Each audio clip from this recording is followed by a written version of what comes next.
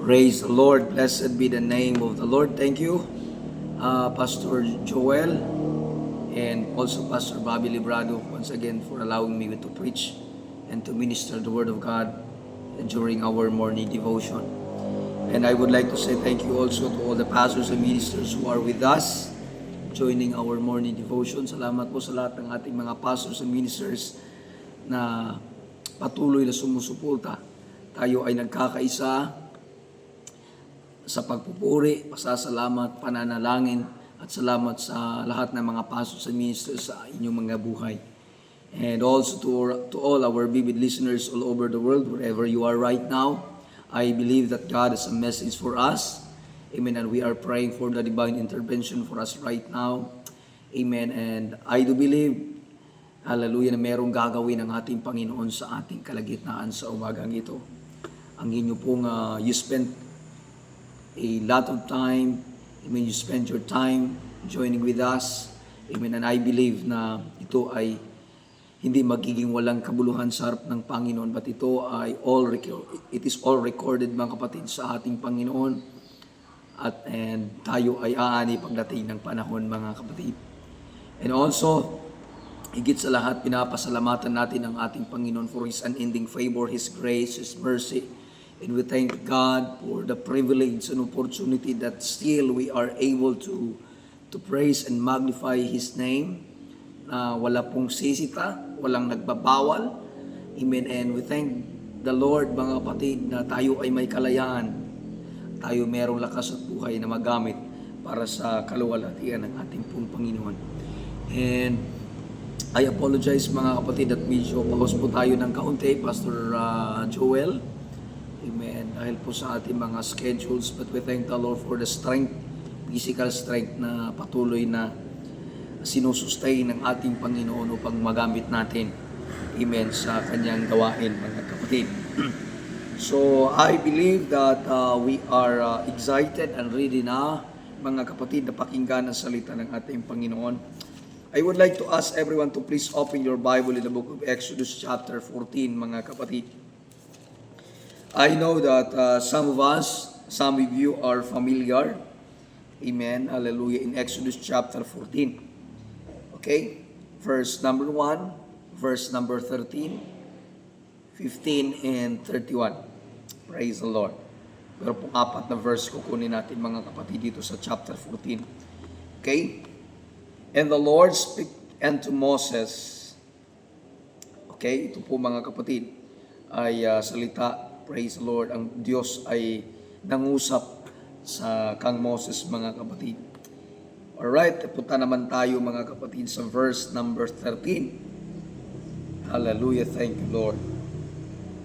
And Moses said unto the people, Fear ye not, and stand still, and see the salvation of the Lord which He will show you today.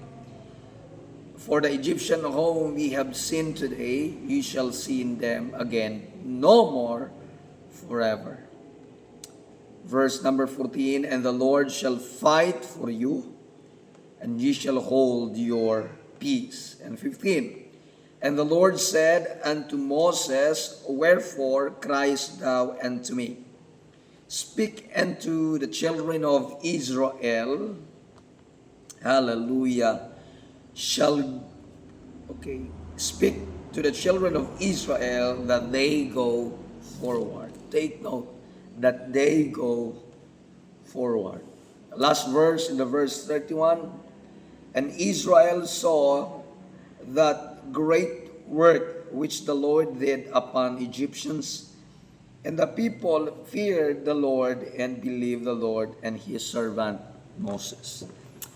Our Heavenly Father, we are asking right now for the divine intervention, and I am praying, Lord, that you speak to your people. Pagkatugpuin mo ang aming mga pangangailangan sa pamamagitan ng iyong mga salita. And I pray for the double portion of anointing be upon your servant. Gamitin mo ang iyong lingkod, Panginoon. Wala akong magagawa kung walang iyong tulong. Hallelujah. Make my voice and use my voice. Use my mouth, Lord God, to deliver your word. In the name of Jesus, and I pray, Lord God, i-bless mo lahat ng tagapakinig at sa lahat ng maaabot ng pangangaral na ito, Panginoon. Dalangin ko ang pangungusap mo sa bawat isa In Jesus' mighty name we pray. Amen and amen. Praise the Lord. In a few minutes, mga kapatid, I would like to preach and talk about when God makes a way where there is no way. When God makes a way where there is no way. And I know that Exodus chapter 14, we are familiar. This is the time that Israel, mga kapatid, sila po ay makakalabas na. Amen. Hallelujah sa Egypt. And we all know that they are slave. Sila po ay nakagapo, sila po ay naging alipin for many years. For long years, mga kapatid, sila po ay naalipin. There is no real freedom, but they are slave, mga kapatid. Hallelujah. And wala pong tunay na kalayaan sa kanilang buhay in that period of time. But in Exodus chapter 14, mga kapatid, hallelujah, it is the exit. Praise God, na sila po'y makakalabas, makakaalis na sa lupa ng Ehipto, mga kapatid. Because Moses has been sent to the children of Israel. Hallelujah, when the Lord called Moses, despite of his disqualification, mga kapatid, as his sin, mga kapatid, sa kanyang sarili. Kung ano man ang kanya nakita sa kanyang sarili, mga kapatid, na mga disqualification, hindi po yun binigyang diin ng ating pong Panginoon. But instead, Moses ay patuloy na tinawag at pinili ng Panginoon to lead the children of Israel, mga kapatid. Praise the Lord. And we are fortunate na mayroong mga tao at mayroong mga pagkakataon, praise the Lord, that we are slave. Tayo po ay minsan nakagapos, naalipin, marami po mga individual, but we are thankful and fortunate, mga kapatid, na mayroon pong tinatawag at pinipili ang Panginoon na mga individual na ipinapadala ng Diyos upang sa ganon ay magkaroon tayo ng kalayaan. And we thank God and we thank the Lord for the life of the pastors and ministers who are with us right now during our morning devotions. They are called, amen, and chosen by God, na sa kabila, praise the Lord, ng, amen, mga tinatawag disqualifikasyon ng sinasabi ng ibang tao. But still, hallelujah, tinawag at pinili pa rin sila, pinili pa rin tayo ng ating Panginoon. Hallelujah, para sa mga taong bilanggo, para sa mga taong gapos, sa mga taong naging alipin, mga kapatid. Praise the Lord, hallelujah. And in the chapter 14, mga kapatid, verse number 1 and up to verse number 31, it is ang kabuang storya, pangyayari nung sila po ay nagsimulang lumabas. Hallelujah, hanggat sila ay nakarating sa harap ng Red Sea, mga kapatid. When we talk about the Israel's condition in front of Red Sea, there's mountains beside them. There is Pharaoh's army behind them. When they lift up their eyes, meron pong mga armies, meron pong mga sundalo, mga kapatid ni Pharaoh, amen, na sumusunod, praise the Lord, sa kanila. So it means they are totally trapped, Pastor Joel. It is the time of impossible situation. There's nowhere to go. Wala nang matatagpuan. Wala nang mapupuntuhan. Walang matataguan. Hallelujah. There's mountain. There's Red Sea in front of them. And there is army, Egyptians army behind them, mga kapatid. Hallelujah. So it means it is a total impossible situation. And I believe there are times as a human, bilang mga mananampalataya, mayroong mga pagkakataon, mga kapatid, na nakakaranas at tayo po ay nakakaranas ng mga ganitong mga situation. We are being trapped, nowhere to go. Amen. And when we talk about impossible situation, It means, mga kapatid, it is beyond our capacity. Hallelujah, it is beyond our ability. It is beyond our intellect. Wala na tayong magagawa. Wala na tayong magagawang aksyon, mga kapatid. But, hallelujah, today, this morning, I would like to tell you and I would like to encourage and remind everyone that God can still make a way. God can still make a way. Jesus Christ is the same yesterday, today, and forever. Anuman ang ginawa ng ating Panginoon, hallelujah, 2,000 years ago, He can still do the same, Pastor Joel. Hallelujah, kung noon ay merong pinagaling ng Diyos, kung noon ay merong kamangha-mangha, there's a miraculous happen, God can still do it, the same thing, mga kapatid, in this present time. Now, when we go back in the life of Israelites, hallelujah, when we talk about their condition, they are totally in impossible situation. Praise God. Hallelujah. There's Red Sea in front of them. There is Pharaoh's army behind them. Hallelujah. They began to complain. Hallelujah. They began to murmur, mga kapatid. Nagreklamo, Moses, dinalalong ba kami dito upang kami mamatay? Hallelujah. Mas mabuti pang bumalik sa Egypt. Hallelujah. Praise the Lord. But look what the Lord has done, mga kapatid. Sometimes, God allows us to face impossible situation. Mayroong mga pagkakataon, mga kapatid, praise the Lord, na inaalaw ng Diyos na tayo makakaranas ng mga imposibleng situation. Hallelujah. Sa mga pagkakataon na hindi na natin kaya, sa mga pagkakataon na hindi na ito kaya ng ating kapasidad, yung ating kakayanan. Hallelujah. But this time, hallelujah, na binibigyan natin ng posisyon ng Diyos. And we allow God, hallelujah, to demonstrate. We allow God to move. We allow God, hallelujah, to execute, mga kapatid, His miraculous, His work of wonders, mga kapatid. Not every closed path means defeat. Hallelujah. They are so close, mga kapatid. Talagang yung kanilang sitwasyon ay napaka-imposible. But there is a message. Not every closed path means defeat. Praise the Lord. Because a pressure often precedes a miracle. Hallelujah. Dahil sa mga pagkakataon na ganyan, mga kapatid, kaya sa mga anak ng Israel. Hallelujah. Ito po ang nagbukas sa pito sa gagawing kamanghamang at milagro, himala ng ating pong Panginoon, mga kapatid. When you feel trapped, it may be positioning for God's power.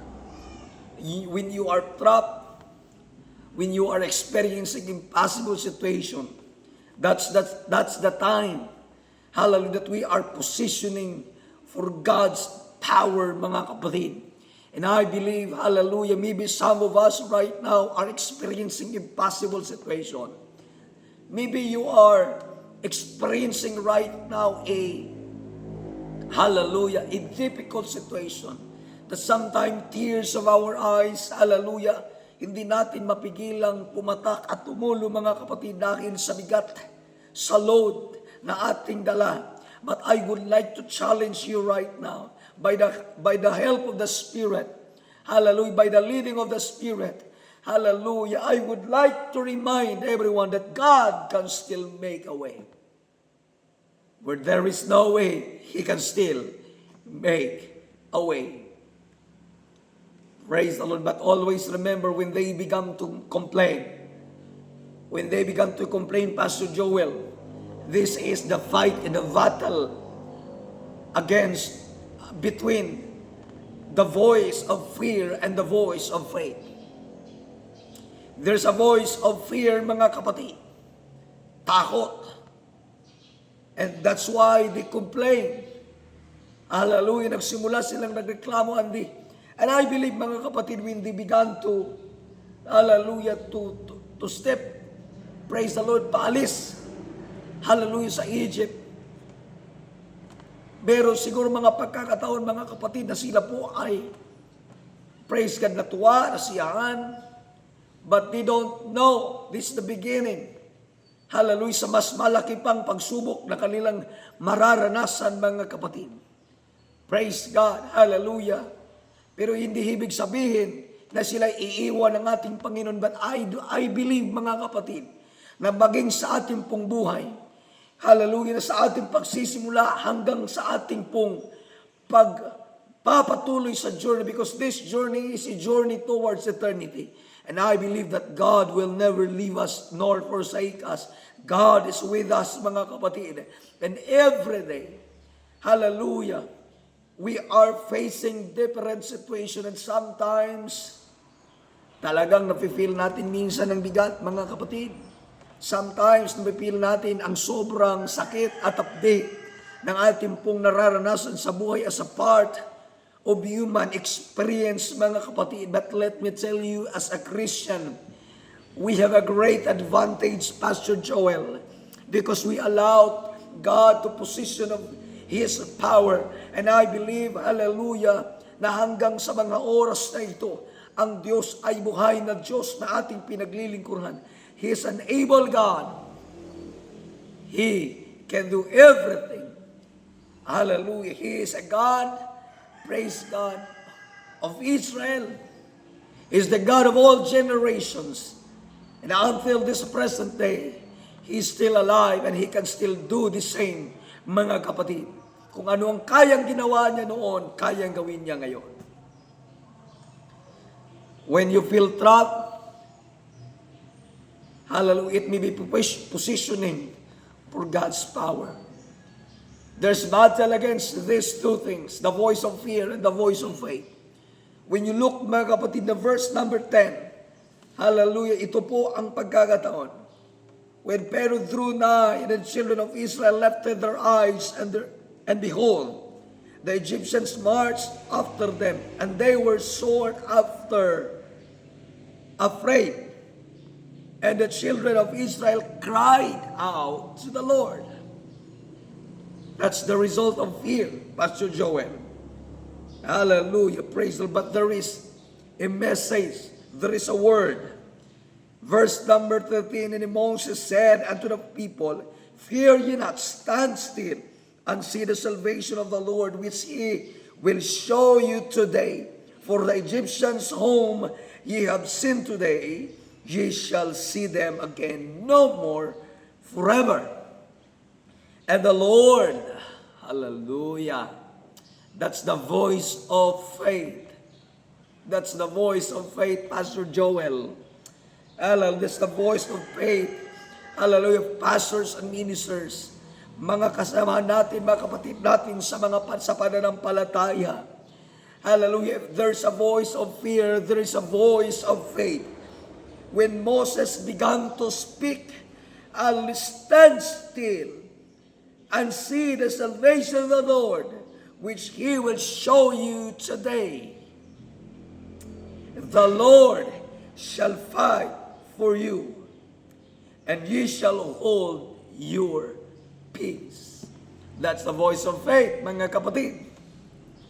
Hallelujah. There is a confirmation in that voice.